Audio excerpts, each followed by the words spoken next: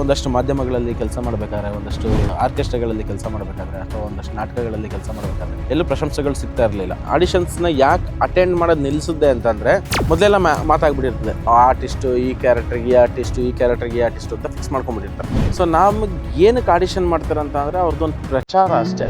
ಅವ್ರು ಆ್ಯಕ್ಟಿಂಗ್ ನೋಡಿ ಇಷ್ಟಪಟ್ಟರೆ ಇಲ್ಲ, ಸತ್ಯವಾಗಿಲ್ಲ ವ್ಯಕ್ತಿತ್ವ ಅದನ್ನು ನೋಡ್ಕೊಂಡು ನಾನು ಇಷ್ಟಪಟ್ಟವ್ರು. ಸೊ ಹಂಗಾಗಿ ಒಂದಷ್ಟು ಜನ ಇದ್ದಾವೆ, ನಿಜ ದೇವಾಸ್ ಫ್ಯಾನ್.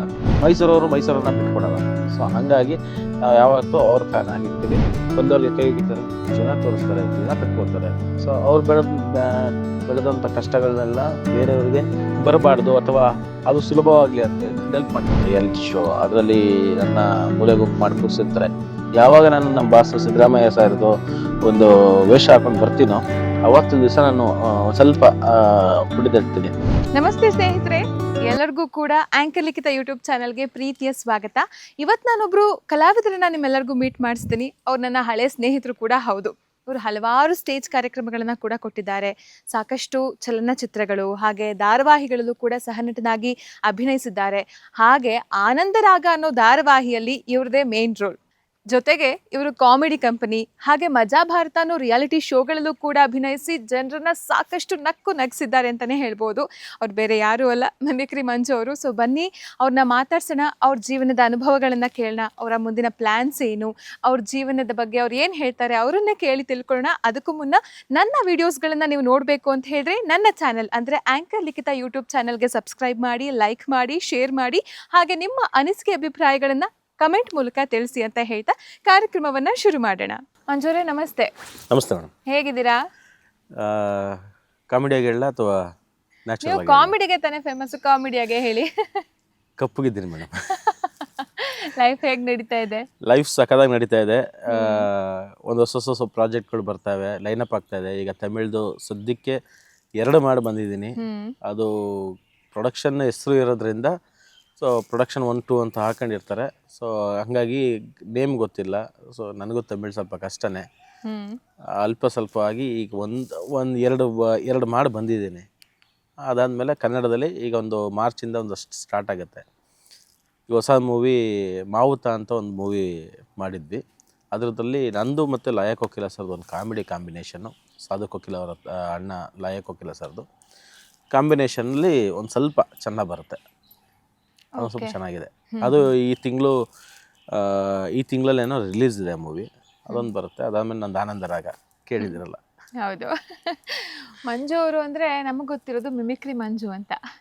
ಸೊ ಯಾರಾದರೂ ಆ್ಯಕ್ಟರ್ಸ್ ನೆನಪಿಸ್ಕೊಳ್ಬೇಕು ಅಂತ ಹೇಳಿದ್ರೆ ಅದು ನಿಮ್ಮ ವಾಯ್ಸಲ್ಲೇ ಅವ್ರನ್ನ ತೋರಿಸ್ಬಿಟ್ಟಿರ್ತೀರಾ. ಸೊ ಮಂಜು ಅವ್ರ ಚೈಲ್ಡ್ಹುಡ್ ನೆನೆಯೋದಾದರೆ ಮೈಸೂರವ್ರೇನಾ? ಪ್ರಾಪರು ಮೈಸೂರು ಚಾಮುಂಡಿ ಬೆಟ್ಟದವರು. ಅಂದರೆ ನಾವೆಲ್ಲ ಈ ಮೈಸೂರಲ್ಲಿ ಆರಾಮಾಗಿದ್ದವರು, ಇಲ್ಲಿಂದನೇ ಬೆಳೆದಿದ್ದು. ನಂದು ಓದಿದ್ದೆಲ್ಲ ಮೈಸೂರಲ್ಲೇ, ಬೆಳೆದೆಲ್ಲ ಮೈಸೂರಲ್ಲೇ. ಹರಿಸಿದ್ದು ಮೈಸೂರವರೇ ಫಸ್ಟು, ಬಟ್ ಸನ್ಮಾನ ಆಗಿದ್ದು ಮಂಡ್ಯದಲ್ಲಿ. ಫಸ್ಟ್ ಸನ್ಮಾನ ಮಂಡ್ಯದಲ್ಲಾಯಿತು. ಅದಾದಮೇಲೆ ಅಲ್ಲಿ ಮಂಡ್ಯದಲ್ಲಿ ನಿಜವಾಗ್ಲೂ ಈಗ ನಾವು ತುಂಬ ಹೇಳ್ತೀವಿ, ನಾನು ಮೈಸೂರಾಗಿ ಮಂಡ್ಯವ್ರನ್ನೇ ಹ್ಯಾಕ್ ಹೊಗಳ್ತೀವಿ ಅಂತ ಯಾರ ಮಿಸ್ಅಂಡರ್ಸ್ಟ್ಯಾಂಡಿಂಗ್ ತಿಳ್ಕೊಂಡ್ರು ಅದು ನನಗೇನು ಯೂಸ್ ಇಲ್ಲ. ಬಿಕಾಸ್ ಇರೋದು ಹೇಳಬೇಕಲ್ವಾ ಪ್ರಾಂಪ್ಟಾಗಿ. ಫಸ್ಟ್ ಡೇ ನನಗೆ ಒಂದಷ್ಟು ಮಾಧ್ಯಮಗಳಲ್ಲಿ ಕೆಲಸ ಮಾಡಬೇಕಾದ್ರೆ, ಒಂದಷ್ಟು ಆರ್ಕೆಸ್ಟ್ರಾಗಳಲ್ಲಿ ಕೆಲಸ ಮಾಡಬೇಕಾದ್ರೆ, ಅಥವಾ ಒಂದಷ್ಟು ನಾಟಕಗಳಲ್ಲಿ ಕೆಲಸ ಮಾಡಬೇಕಾದ್ರೆ ಎಲ್ಲೂ ಪ್ರಶಂಸೆಗಳು ಸಿಗ್ತಾ ಇರಲಿಲ್ಲ. ಸುಮ್ಮನೆ ಕೆಲಸ ಮಾಡಿಸ್ಕೊಳ್ಳೋರು. ಅದಾದಮೇಲೆ ನಮಗೆ ಅದೇ ದಾರಿ, ಅದೇ ಇದು.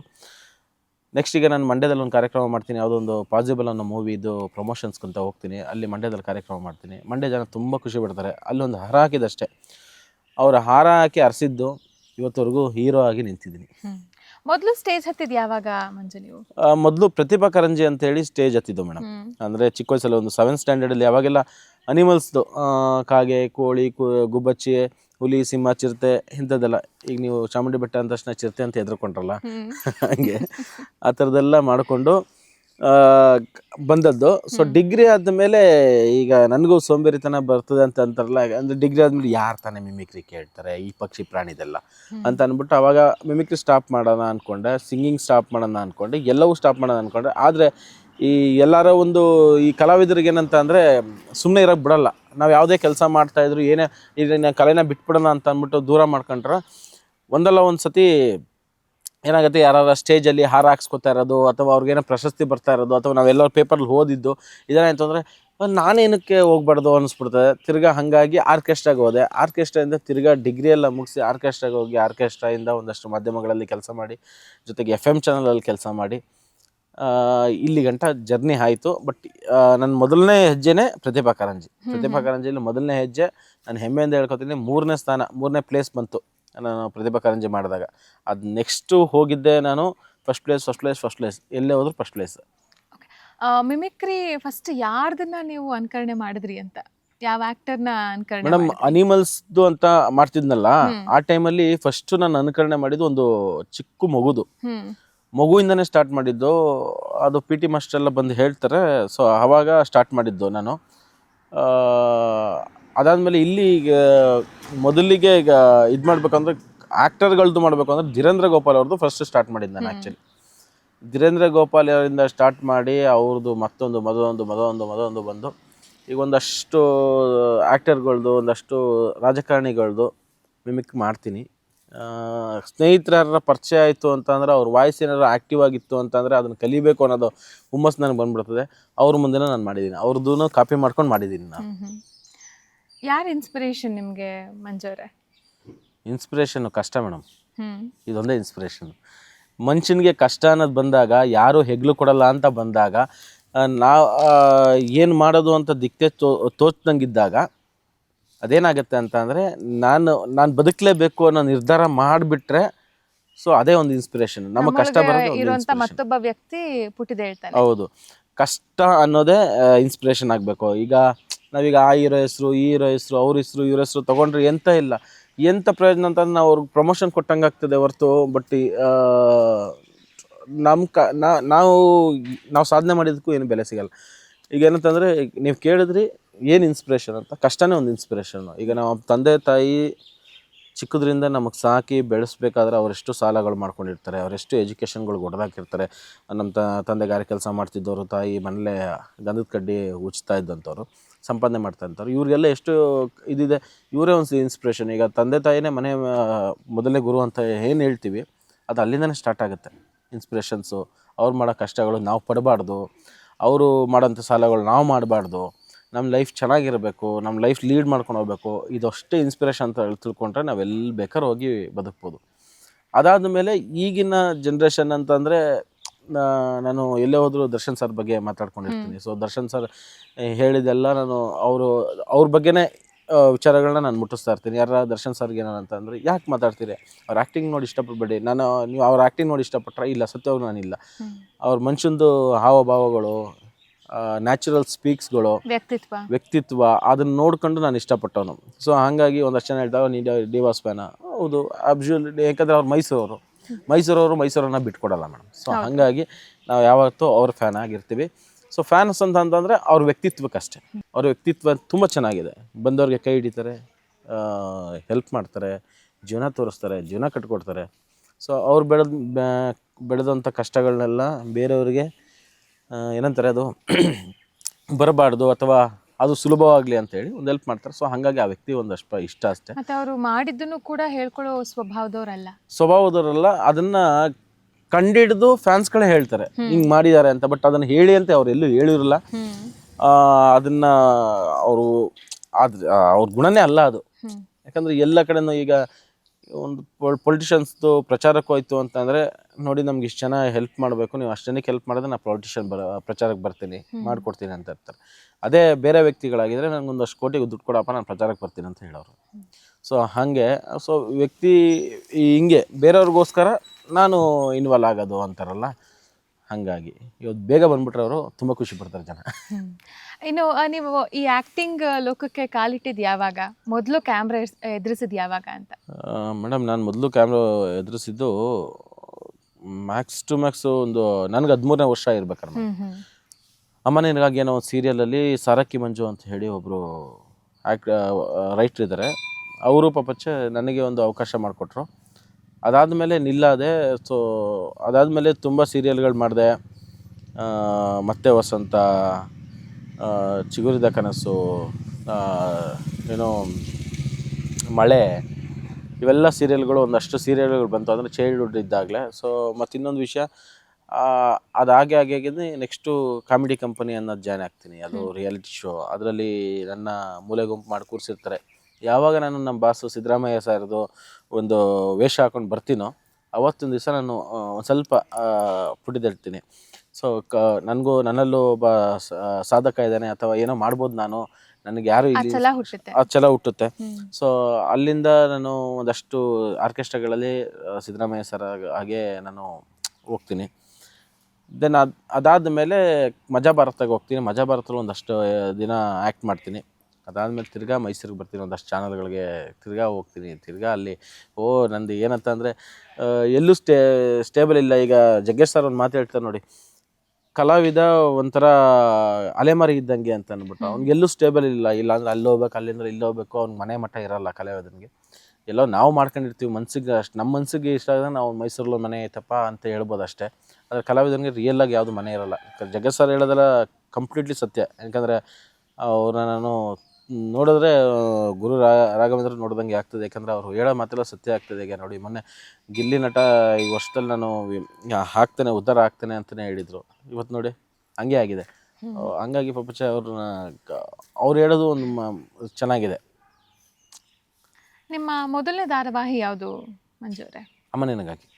ಅಮ್ಮ ನಿನಗಾಗಿನೇ ಮೊದಲನೇ ಧಾರಾವಾಹಿ, ಮೊದಲನೇ ಬಣ್ಣ ಹಚ್ಚಿದೆ ಅದರಲ್ಲಿ. ಅಮ್ಮ ನಿನಗಾಗಿ. ಅದು ಹೇಗೆ ಸಿಕ್ತು ನಿಮಗೆ ಚಾನ್ಸ್? ಅದು ಸಾರಕ್ಕಿ ಮಂಜು ಅಂತ ಹೇಳ್ಬಿಟ್ಟು ಡೈರೆಕ್ಟರ್ ಅಥವಾ ರೈಟರ್ ಇದ್ದಾರೆ. ಅವರಿಗೆ ನಾನು ಫೇಸ್ಬುಕ್ಕಲ್ಲಿ ತುಂಬ ತಲೆ ತಿಂತಿದ್ದೆ. ನನಗೆ ಫೇಸ್ಬುಕ್ ಯೂಸ್ ಮಾಡೋದು ಯಾವಾಗ ಬಂತು ಅವತ್ತಿಂದ ನನಗೊಂದು ಸ್ವಲ್ಪ ಏನೋ ಮಾಡ್ಬೋದು ಅಂತ ಗೊತ್ತಾಗಿದೆ ಫೇಸ್ಬುಕ್ ಯೂಸ್ ಮಾಡಿದಾಗ್ಲಿಂದ. ಏನಕ್ಕಂದರೆ ಮನುಷ್ಯರು ಯಾರು ಸಪೋರ್ಟ್ ಮಾಡಲಿಲ್ಲ ಮೇಡಮ್, ಬಟ್ ಫೇಸ್ಬುಕ್ಕಲ್ಲಿ ಒಂದಷ್ಟು ಕಾಂಟ್ಯಾಕ್ಟ್ಗಳು ಸಿಕ್ಕೋದ್ವು. ಈಗ ನೋಡಿ, ಸೋಷಿಯಲ್ ಮೀಡಿಯಾನ ನಾವು ಕೆಟ್ಟದಕ್ಕೂ ಯೂಸ್ ಮಾಡ್ಕೊಬೋದು, ಒಳ್ಳೇದಕ್ಕೂ ಯೂಸ್ ಮಾಡ್ಕೊಬೋದು. ಒಳ್ಳೇದಕ್ಕೆ ಯೂಸ್ ಮಾಡ್ಕೊಂಡವರು ಬೆಳವಣಿಗೆ ಮಾಡ್ಕೊಂಡು ಹೋಗ್ತಾರೆ. ಕೆಟ್ಟದಕ್ಕೆ ಯೂಸ್ ಮಾಡ್ಕೊಂಡವರು ಅವರು ಕೂಡ ಒಳ್ಳೆ ಬೆಳವಣಿಗೆ ಆಗ್ತಾರೆ. ಅಂದರೆ ಯಾವ ಥರ ಅಂತಂದರೆ ಕೆಟ್ಟದಾಗೆ ಪೋಟ್ರೆ ಆಗ್ತಾ ಹೋಗ್ತಾರೆ. ಒಳ್ಳೇದಾಗಿ ಯೂಸ್ ಮಾಡ್ಕೊಂಡ್ರೆ ಒಳ್ಳೇದಾಗಿ ಪೋಟ್ರೆ ಆಗ್ತಾ ಹೋಗ್ತಾರೆ. ನನಗೆ ಒಳ್ಳೇದಾಗಿ ಯೂಸ್ ಮಾಡ್ಕೊಂಡೆ. ಮಿಮಿಕ್ರಿ ಮಂಜುನಾಥ್ ಮಂಜು ಅಂತ ಫಸ್ಟು ಫೇಸ್ಬುಕ್ಕಲ್ಲಿ ಹೆಸರು ಕೊಟ್ಟಿದ್ದೆ. ಅದಾದಮೇಲೆ ಯಾರೂ ರಿಕ್ವೆಸ್ಟ್ ಆಕ್ಸೆಪ್ಟ್ ಮಾಡ್ಕೊತಾ ಇರಲಿಲ್ಲ. ಮತ್ತು ಏನಂದರೆ ಏನೂ ಮಾಡ್ತಾ ಇರಲಿಲ್ಲ. ನಾನು ಮೆಸೇಜ್ ಮಾಡಿದ್ರೆ ರಿಪ್ಲೈ ಆಗ್ತಿರಲಿಲ್ಲ. ಯಾವಾಗ ಮಿಮಿಕ್ರಿ ಮಂಜು ಮೈಸೂರು ಅಂತ ಕೊಟ್ಟೆ ಆವಾಗ ಸ್ವಲ್ಪ ನನಗೆ ರೆಕಗ್ನೈಸ್ ಆದೆ. ಎಲ್ಲರೂ ರೆಸ್ಪಾನ್ಸ್ ಮಾಡಿದ್ರು. ಮತ್ತು ಯಾರಿಗೆ ರಿಕ್ವೆಸ್ಟ್ ಕಳಿಸಿದ್ರು ಅವ್ರು ಅಕ್ಸೆಪ್ಟ್ ಮಾಡ್ಕೊಳ್ಳೋರು. ನಮ್ಗೆ ಇದಕ್ಕಿಂತ ಹೆಚ್ಚಾಗಿ ಆರ್ಕುಟ್ ಅಂತ ಒಂದಿತ್ತು, ಫೇಸ್ಬುಕ್ಕಿಂತ ಹಿಂದೆ ಆರ್ಕುಟ್ ಅಂತ ಒಂದು ವೆಬ್ಸೈಟ್ ಇತ್ತು. ಅದು ಏನಂತಂದರೆ ಈ ಇನ್ಸ್ಟಾಗ್ರಾಮು ಇದ್ರ ಥರನೇ, ಅದು ಆರ್ಕುಟ್ ಅಂತ ಅಂದ್ಬಿಟ್ಟು ಅದರಲ್ಲಿ ನಾವು ಫೋಟೋಸೆಲ್ಲ ಅಪ್ಡೇಟ್ ಮಾಡ್ಕೊಂಡು ಅಲ್ಲಿಂದ ನಾನು ಕಾಂಟ್ಯಾಕ್ಟ್ ಮಾಡೋಕ್ಕೆ ಶುರು ಮಾಡ್ತಿದ್ದೆ. ಅದರಲ್ಲೂ ತುಂಬ ಸೆಲೆಬ್ರಿಟಿಗಳು ಸಿಗ್ತಾಯಿದ್ರು. ಈಗ ಅದಾದಮೇಲೆ ಫೇಸ್ಬುಕ್ ಆದಮೇಲೆ ಈಗ ಇನ್ಸ್ಟಾಗ್ರಾಮಿಗೆ ಇಳಿದ್ಬಿಟ್ಟಿದ್ದಾರೆ ಅಷ್ಟೇ. ಆರ್ಕುಟ್ ಅನ್ನೋದು ತುಂಬ ಚೆನ್ನಾಗಿದೆ. ಅದು ತುಂಬ ನನ್ನ ಕಾಲದಲ್ಲಿ ನಾವು ಅವಾಗೆಲ್ಲ ಚಿಕ್ಕದ್ರಲ್ಲಿ ಒಂದು ನಾರ್ಮಲ್ ಮೊಬೈಲಲ್ಲೂ ಕೂಡ ಅದನ್ನ ಆರ್ಕುಟ್ ಅನ್ನೋದು ಬಂದ್ಬಿಡ್ತಿತ್ತು, ಬೇಸಿಕ್ ಸೆಟ್ಟಲ್ಲೂ ಕೂಡ. ಹಾಗಾಗಿ ಕಾಂಟ್ಯಾಕ್ಟ್ ಆಗಿ ಅವ್ರುಗಳೆಲ್ಲ ಪರಿಚಯ ಆಗಿ ಇವತ್ತು ಮಿಮಿಕ್ರಿ ಮಂಜು ಆಗಿ ನಿಂತಿದ್ದೀನಿ. ಆಡಿಷನ್ಸ್ ಎಲ್ಲ ಅಟೆಂಡ್ ಮಾಡ್ತಿದ್ರಾ ಮೇಡಮ್? ಪ್ರತಿ ಆಡಿಷನ್ ಅಟೆಂಡ್ ಮಾಡ್ತಿದ್ದೆ. ಮೈಸೂರಿಂದ ಬೆಂಗಳೂರಿಗೆ ಹೋಗೋಕ್ಕೇನೆ ನಾನು ಬರೆದಿಟ್ಟಿದ್ದೆ ಆವಾಗಿನ ಕಾಲದಲ್ಲಿ. ನಾನು ಚಿಕ್ಕದ್ರಿಂದನೂ ವರ್ಷಕ್ಕೆ ನನಗೆ ಮ್ಯಾಕ್ಸ್ ಟು ಮ್ಯಾಕ್ಸು ಒಂದು 15,000-20,000 ಬರೀ ನನಗೆ ತಿರುಗಾಡೋಕ್ಕೆ ಖರ್ಚಾಗೋದು. ಟೋಟಲಿ ಇದುವರೆಗೂ ನಾನು ಬರೆದಿಟ್ಟಿದ್ದೀನಿ. ನನಗೆ 3-3.5 ಲಕ್ಷ ಚಿಲ್ಲರೆ ನನಗೆ ಬರೀ ಬೆಂಗಳೂರಿಗೆ ಆಡಿಷನ್ಸು, ಈ ಸಿನಿಮಾ ಶೂಟಿಂಗ್ಸು ಇವಕ್ಕೆ ಖರ್ಚಾಗಿರೋದು 3.5 ಲಕ್ಷ ಏನೋ ಖರ್ಚಾಗಿದೆ ನನಗೆ. ಅದೆಲ್ಲ ಬರೆದಿಟ್ಟಿದ್ದೀನಿ ನಾನು. ಸೊ ಅಂದರೆ ಆಡಿಷನ್ಸ್ ತುಂಬ ಅಟೆಂಡ್ ಮಾಡ್ತಿದ್ದೆ. ಆಡಿಷನ್ಸ್ನ ಯಾಕೆ ಅಟೆಂಡ್ ಮಾಡೋದು ನಿಲ್ಲಿಸಿದ್ದೆ ಅಂತಂದರೆ, ಮೊದಲೆಲ್ಲ ಮಾತಾಗ್ಬಿಟ್ಟಿರ್ತದೆ. ಮೊದಲೆಲ್ಲ ಮಾತ್ಕೊಂಡ್ರು, ಆರ್ಟಿಸ್ಟು ಈ ಕ್ಯಾರೆಕ್ಟ್ರಿಗೆ ಈ ಆರ್ಟಿಸ್ಟು, ಈ ಕ್ಯಾರೆಕ್ಟ್ರಿಗೆ ಈ ಆರ್ಟಿಸ್ಟು ಅಂತ ಫಿಕ್ಸ್ ಮಾಡ್ಕೊಂಡ್ಬಿಟ್ಟಿರ್ತಾರೆ. ಸೊ ನಮಗೆ ಏನಕ್ಕೆ ಆಡಿಷನ್ ಮಾಡ್ತಾರೆ ಅಂತ ಅಂದರೆ ಅವ್ರದ್ದೊಂದು ಪ್ರಚಾರ ಅಷ್ಟೇ. ಈಗ ನಾನು ಒಂದು ಆಡಿಷನ್ಗೆ ಹೋಗ್ತೀನಿ. ಒಂದು ಆಡಿಷನ್ಗೆ ಹೋಗ್ಬಿಟ್ಟು ಆಡಿಷನ್ ಕೊಟ್ಬಿಟ್ಟು ಒಂದಷ್ಟು ಫ್ರೆಂಡ್ಸ್ಗಳಿಗೆಲ್ಲ ಬಂದು ಈ ಒಂದು ಮೂವಿಗೆ ನಾನು ಆಡಿಷನ್ ಕೊಟ್ಟೆ ಅಂತ ಹೇಳ್ತೀನಿ. ಇದೊಂದು ಅವ್ರಿಗೆ ಪ್ರಚಾರ. ಆ ಪ್ರಚಾರಕ್ಕೋಸ್ಕರ ಒಂದಷ್ಟು ಜನ ಮಾಡ್ತಾಯಿದ್ರು, ನಮ್ಮ ಟೈಮ್ಗಳನ್ನ ಹಾಳು ಮಾಡ್ತಾಯಿದ್ರು. ಅದು ಯಾವಾಗ ನನಗೆ ಅರ್ಥ ಆಯಿತು, ಸೊ ನಾನು ಆಡಿಷನ್ಗೆ ಹೋಗಲಿಲ್ಲ. ಎಲ್ಲಿ ಪರ್ಟಿಕ್ಯುಲರಾಗಿ ಜೆನ್ಯೂನ್ ಆಗಿ ಆಡಿಷನ್ ಮಾಡೋದು ಏನಾರು ಕಂಡು ಬರುತ್ತೋ ಅಂದರೆ ಸ್ನೇಹಿತರಿಂದ, ಸೊ ಆವಾಗ ಮಾತ್ರ ಅಲ್ಲಿಗೆ ಹೋಗಿ ಅಟೆಂಡ್ ಮಾಡ್ತಿದ್ದೆ. ಇದು ಅಷ್ಟೇ ನನಗೆ ಆನಂದರಾಗ ಸಿಕ್ಕಿದ್ದು ಹೆಂಗಂತಂದರೆ, ನಾನೊಬ್ಬರಿಗೆ ವಿಶ್ ಮಾಡ್ತೀನಿ ಸಿದ್ದರಾಮಯ್ಯ ಸಾಹೇಬ್ರು ವಾಯ್ಸಲ್ಲಿ. ಮ್ಯಾನೇಜರ್ ಅವರು ಜೀವನ್ ಅಂತ ಹೇಳಿ, ಪಾಪಚ್ಚ ಅವ್ರೇನು ಮಾಡ್ತಾರೆ, ಸ್ಟೇಟಸ್ಗೆ ಹಾಕೊತಾರೆ, ಅಂದರೆ ಕನ್ನಡ ರಾಜ್ಯೋತ್ಸವಕ್ಕೆ ವಿಶ್ ಮಾಡಿದ್ದಾರೆ ಎಲ್ಲ ಮ್ಯಾನೇಜರ್ಸ್ ಪರವಾಗಿ ಅಂಥೇಳಿ. ಅಲ್ಲಿಂದ ಒಬ್ಬರು ಅನಂತ್ ಸರ್ ಅಂಥೇಳಿ ಅವರು ಅದನ್ನ ವೀಡಿಯೋ ನೋಡಿ ಅದು ಎತ್ಕೊತಾರೆ. ಸೊ ನನಗೆ ಹೇಳ್ತಾರೆ. ಸೊ ನನಗೆ ಖುಷಿ ಆಗುತ್ತೆ. ಆಯ್ತು ಸರ್, ನಾನು ಹೀರೋನಾ ಅಂತ ಹೇಳಿ ಹೋಗ್ತೀನಿ. ಅಲ್ಲಿ ಎಸ್ ಗೋವಿಂದ್ ಸರ್ ಅಂತ ಇರ್ತಾರೆ. ಸೊ ಆಡಿಷನ್ಸ್ ಆಗುತ್ತೆ. ಆಡಿಷನ್ ಆದಮೇಲೆ ಎಷ್ಟು ಅಮ್ಮಮ್ಮ ಅಂದ್ರೆ 4 ರಿಂದ 5 ಸತಿ ಆಡಿಷನ್ ಮಾಡ್ತಾರೆ ನನಗೆ. ಎಲ್ಲ ಥರದೂ ಆಡಿಷನ್ ಮಾಡ್ತಾರೆ. ಹೀರೋಗೆ ಅಂತ ನಿಮ್ಗೆ ಗೊತ್ತಿತ್ತಾ? ಹೀರೋಗೆ ಅಂತಾನೆ ಹೇಳಿದ್ರು, ಬಟ್ ಆಡಿಷನ್ ನಾನು ಗೆಲ್ತೀನಿ ಅನ್ನೋದು ನನಗೆ ಗೊತ್ತಿತ್ತು. ಬಟ್ ಈ ಥರ ಒಂದು ನನ್ನ ಈ ಕಪ್ಪಗಿರೋ ಹೀರೋಯಿನ್ ಅದು ವಿಕಾರವಾಗಿ ಹೀರೋ ಬೇಕು, ಅದು ಹೊಟ್ಟೆ ಎಲ್ಲ ಇರಬೇಕು, ಆ ಥರದೆಲ್ಲ ಹೀರೋ ಹುಡುಕ್ತಾ ಇದ್ದಾರೆ ಅಂತ ಅಂದು ಯಾವ ಸೀರಿಯಲು ಅಂತ ನನಗೆ ಕನ್ಫ್ಯೂಷನ್ ಆಗಿತ್ತು. ಅದು ತಮಿಳಲ್ಲಿ ಆನಂದ ರಾಗಮ್ ಅಂತ ಬರ್ತಾಯಿತ್ತು. ಈಗಲೂ ಕೂಡ ಆನಂದ ರಾಗಮ್ ನಾನು ತಮಿಳ್ನಾಡಿಗೆ ಹೋಗಿದ್ದೀನಲ್ಲ, ನಾನು ಫೇಸ್ಬುಕ್ಕಲ್ಲಿ ಅಪ್ಲೋಡ್ ಮಾಡಿದ್ದೀನಿ. ಅಲ್ಲೊಂದಷ್ಟು ತಮಿಳಿಯನ್ಸು ಏನಿದ್ದಾರೆ ಆ ಜನಾಂಗದವರು, ಅವರು ನನ್ನ ಆ ಹೀರೋನೇ ಅಂತ ಹೇಳಿ ಮಾತಾಡಿಸ್ತಿದ್ರು. ಯಾಕಂದ್ರೆ ಅವನಿಗೂ ನನಗೂ ಸಿಮಿಲರ್ ಇದೆ, ಅವ್ರಿಗೂ ನನಗೂ. ಪಪಚ್ಚ ಅವರು ಆ ಅಳಗಪ್ಪನ್ ಅಂತ ಹೇಳಿ ತುಂಬ ಒಳ್ಳೆ ಮನುಷ್ಯ ಅವರು. ಸೊ ಅವ್ರಿಗೂ ನಮಗೂ ತುಂಬ ಸಿಮಿಲರ್ ಇರೋದ್ರಿಂದ ನನ್ನ ಅವರೇ ಅಂತ ತಿಳ್ಕೊಂಬಿಟ್ಟಿದ್ರು. ಹಂಗಾಗಿ ಆಡಿಷನ್ಸ್ ಮಾಡ್ಬೇಕಾದ್ರೂ ಅದಷ್ಟೇ, ಯಾಕಂದರೆ ಚಾನಲಿಂದ ಒಂದಷ್ಟು ಜನ ಕಳಿಸಿರ್ತಾರೆ. ಸೊ ನಾವು ಆಡಿಷನ್ಸಿಂದ ಬಂದಿರ್ತೀವಿ. ಸೊ ಚಾನಲ್ ಇರೋರಿಗೆ ಫಸ್ಟ್ ಆದ್ಯತೆ ಇರ್ತದೆ. ಸೊ ಅವ್ರನ್ನ ಮೀರಬೇಕು ಅಂತ ಅಂದರೆ ನಮ್ಮ ಡೈರೆಕ್ಟ್ರು ಹೇಳಿದ್ದು ಒಂದೇ, ಸೊ ನೀನು ಕೊನೆಗೆ ಆಡಿಷನ್ ಅಟೆಂಡ್ ಮಾಡು, ಫಸ್ಟ್ ಅವರಿಬ್ಬರು ಮಾಡಲಿ, ಆಮೇಲೆ ನೀನು ಅಟೆಂಡ್ ಮಾಡು ಅಂತ ಹೇಳಿದ್ರು. ಯಾಕೆ ಅಂತ ನನಗೆ ಗೊತ್ತಿರಲಿಲ್ಲ. ಅಂದರೂ ಫಸ್ಟ್ ಅಟೆಂಡ್ ಮಾಡಿಬಿಟ್ಟಿದ್ದೆ. ಫಸ್ಟ್ ಸತಿ ಬೈಸ್ಕೊಂಡೆ, ನಿನಗೇನು ಹೇಳಿದೆ ನಾನು, ನೀನು ಲಾಸ್ಟ್ ಅಟೆಂಡ್ ಮಾಡು ಅಂತ ಅಂದೆ ತಾನೆ, ನೀನು ಮಾಡು. ಯಾಕಂದರೆ ನಾನೇನು ಮಾಡ್ತೀನಿ ಅದನ್ನು ಅವ್ರು ಮಾಡ್ತಿದ್ರಂತ. ಸೊ ಹಾಗಾಗಿ ಅವ್ನು 2ನೇ ಅಟೆಂಪ್ಟಿಗೆ ಅಮ್ಮನ ಕ್ಯಾರೆಕ್ಟರ್ ಜೊತೆ ಮಾಡಬೇಕಾಗಿತ್ತು. ಒಂದು ಹೀರೋಯಿನ್ ಕ್ಯಾರೆಕ್ಟರ್ ಜೊತೆ ಆಗಿತ್ತು, ಅಮ್ಮನ ಕ್ಯಾರೆಕ್ಟರ್ ಜೊತೆ ಮಾಡಬೇಕಾಗಿತ್ತು. ಆವಾಗ ಏನು ಮಾಡಿದ್ರು, ನಾನು ಲಾಸ್ಟಿಗೆ ಮಾಡಬೇಕು ಅಂತೇಳಿ ನಾನು ಕಳಿಸೇಬಿಟ್ರು, ನೀನು ಲಾಸ್ಟ್ ನಾನು ಕರೆದ ಬರ್ಬೋ ಅಂತ ಅಂದ್ಬಿಟ್ಟು. ಅವರೆಲ್ಲ ಮಾಡಿದ್ದಾರೆ, ಫೇಲ್ಯೂರ್ ಆಗಿದೆ ಏನೋ ಗೊತ್ತಿಲ್ಲ. ನಾನು ಬಂದು ಮಾಡಿದೆ, ಅದು ವಾವ್ ಅನ್ನೋ ಥರ ಬಂತು, ಎಲ್ಲರೂ ಚಪ್ಪಾಳೆ ತಟ್ಟಿದ್ರು. ಸೊ ಅದು ಚಾನಲ್ಗೆ ಹೋಯ್ತು. ಚಾನಲ್ಗೆ ಹೋಗಿದ್ದ ಓಕೆ ಇವರೇ ಫೈನಲ್ ಅಂತ. ಫೈನಲ್ ಆಗಿದ್ದು ನನಗೆ ಗೊತ್ತಿಲ್ಲ. ಈಗ ಮಂಡ್ಯಕ್ಕೆ ಬರಬೇಕು, ದೊಡ್ಡರಸಿನ ಕೆರೆ ಹತ್ರ ಬರಬೇಕು, ಅಂಬರೀಷ್ ಸರ್ದ ಏನಿದೆಲ್ಲ ಆ ಊರಿಗೆ ಬರಬೇಕು ಅಂತ ಹೇಳ್ತಾರೆ. ಸರಿ ಸರ್ ಅಂತ ಹೇಳ್ತೀನಿ, ಇಷ್ಟೆಲ್ಲ ಬಟ್ಟೆ ಎಲ್ಲ ತಾವು ಬನ್ನಿ ಅಂತ. ಇಲ್ಲೂ ಆಡಿಷನಾ ಅಂತ ಹೇಳ್ತೀನಿ. ಅದು ಆಡಿಷನ್ ಎಲ್ಲ ಶೂಟಿಂಗೇ ಮಾಡಿಬಿಟ್ಟಿದ್ದಾರೆ. ಫಸ್ಟು ಸೈಕಲ್ ಹೊಡ್ಕೊಂಡು ಬರೋದು, ಅದೊಂದು ಶೂಟಿಂಗ್ ಇರುತ್ತೆ, ನನ್ನ ಹೀರೋ ಇಂಟ್ರೊಡಕ್ಷನು, ಅದನ್ನು ಶೂಟೇ ಮಾಡಿಬಿಡ್ತಾರೆ. ನನಗೆ ಅದು ವಾವ್ ಅನ್ನೋ ಥರನೂ ಆಗ್ತು, ಒಂದು ಸರ್ಪ್ರೈಸು ಆಯಿತು. ನಾನು ಒಂದಷ್ಟು ದೇವ್ರಿಗಾರ ಬರ್ತಿದ್ದಲ್ಲಪ್ಪ, ನಾನು ದೇವ್ರ ಒಳ್ಳೇದು ಮಾಡ್ರಪ್ಪ ಅಂತ ಅಂದ್ಬಿಟ್ಟು ಅಂದ್ಕೊಂಡಿದ್ದೆ. ಸೊ ಅದೇನಾಯಿತು ಅಂತ ಅಂದರೆ ಶೂಟೇ ಆಗೋಯ್ತು. ಶೂಟ್ ಆದಮೇಲೆ ಅಲ್ಲಿಂದ ಒಂದಷ್ಟು ಜನಗಳು, ಮತ್ತು ನಾನು ಕಲ್ತ್ಕೊಂಡೆ. ಈಗ ನಾವು ಇಲ್ಲಿ ರೀಲ್ಸ್ ಮಾಡೋದೇ ಬೇರೆ ಮೇಡಮ್, ನಿಜವಾದ ಆರ್ಟಿಸ್ಟ್ಗಳು ಯಾರೂ ರೀಲ್ಸ್ ಮಾಡಲ್ಲ. ಈಗ ಏನು ಅಂದರೆ ಸೋಷಿಯಲ್ ಮೀಡಿಯಾದಲ್ಲಿ ಆ್ಯಕ್ಟಿವ್ ಆಗಿ ಇರಬೇಕು ಅನ್ನೋ ಒಂದು ಕಷ್ಟಕರವಾಗೂ ರೀಲ್ಸ್ ಮಾಡ್ತಾ ಇದ್ದಾರೆ. ಆ್ಯಕ್ಟಿವ್ ಆಗಿ ಇರಬೇಕಲ್ಲ, ನಾನು ಇದೀನಲ್ಲ ಅಂತ ತೋರಿಸ್ಕೊಳ್ಳೋಕ್ಕೆ. ಆದರೆ ರಿಯಲ್ ಆದ ಆರ್ಟಿಸ್ಟ್ಗಳು ಯಾರೋ ಅದನ್ನು ಒಪ್ಪಲ್ಲ, ನಾನು ರೀಲ್ಸ್ ಮಾಡಲ್ಲ ಅಂತ. ಆದರೆ ಏನಾಗುತ್ತೆ ಅಂದರೆ, ಈಗ ಯಾಕೆ ಆರ್ಟಿಸ್ಟ್ಗಳು ಕೂಡ ರೀಲ್ಸ್ ಮಾಡ್ತಾ ಇದ್ದಾರೆ ಅಂತಂದರೆ, ಸೋಷಿಯಲ್ ಮೀಡಿಯಾದಲ್ಲಿ ನಾವು ಯಥೇಚ್ಛವಾಗಿ ಕಾಣಿಸ್ಕೊಳ್ಳೋಣ, ನಾವು ಇದ್ದೀವಿ ಅಂತ ತೋರಿಸ್ಕೊಳ್ಳೋಣ ಅಂತ. ಯಾಕಂದರೆ ದೊಡ್ಡ ಸಿನಿಮಾಗಳು ಬರ್ತಾ ಇದೆ, ಸೀರಿಯಲ್ಗಳು ಬರ್ತಾ ಇದೆ. ಆದರೆ ಈಗಿನ ಜನ್ರೇಷನ್ಗೆ ಏನಾಗಿದೆ ಅಂದರೆ 30 ಸೆಕೆಂಡ್ಸ್ ಅಷ್ಟೇ ಎಂಟರ್ಟೈನ್ಮೆಂಟ್ ಸಾಕಾಗ್ತಿದೆ. ಅದೊಂದು ಎಂಟರ್ಟೈನ್ಮೆಂಟ್ 30 ಸೆಕೆಂಡ್ ಎಂಟರ್ಟೈನ್ಮೆಂಟ್ ಇದ್ದರೆ ಸಾಕು, ಬಿಡಪ್ಪ ಇಲ್ಲೇ ಆಗೋಯ್ತಲ್ಲ ಅನ್ನೋ ಥರ. ಮತ್ತು ಮೊಬೈಲಲ್ಲಿ ತುಂಬ ಇಂಟರ್ನೆಟ್ ಇಂಟರ್ನೆಟ್ ಅವರು ಎಂಥ ಇದು ಮಾಡಿದ್ರು ಅಂತಂದ್ರೆ, ನಾವು ಆವಾಗ ₹2 ಅಂದರೆ 2 GB ಇಂಟರ್ನೆಟ್ಗೆ ತಿಂಗಳ ವರ್ಷ ಯೂಸ್ ಮಾಡ್ತಿದ್ವು. ಆಫ್ ಆಗಿಬಿಡ್ತದಲ್ಲ ಅಂತ ಆನ್ ಖಾಲಿ ಆಗ್ಬಿಡ್ತದಲ್ಲ ಅಂತ ಆಫ್ ಮಾಡ್ಕೊತಿದ್ವು. ಈಗ ಹೆಂಗಾಗಿದೆ ಅಂತ ಅಂದರೆ, ₹1,000 ಕೊಟ್ಬಿಟ್ರೆ 3 ತಿಂಗಳು 2 GB ಪರ್ ಡೇ, ಅನ್ಲಿಮಿಟೆಡ್ ಎಷ್ಟು ಬೇಕಾದ್ರೆ ಯೂಸ್ ಮಾಡಿ. ಮತ್ತಷ್ಟು ವಿಡಿಯೋಗಳಿಗಾಗಿ ಆಂಕರ್ ಲಿಖಿತ ಯೂಟ್ಯೂಬ್ ಚಾನೆಲ್ನ ಸಬ್ಸ್ಕ್ರೈಬ್ ಮಾಡಿ, ಲೈಕ್ ಮಾಡಿ, ಶೇರ್ ಮಾಡಿ ಹಾಗೂ ನಿಮ್ಮ ಅನಿಸಿಕೆ ಅಭಿಪ್ರಾಯಗಳನ್ನು ಕಮೆಂಟ್ ಮೂಲಕ ತಿಳಿಸಿ.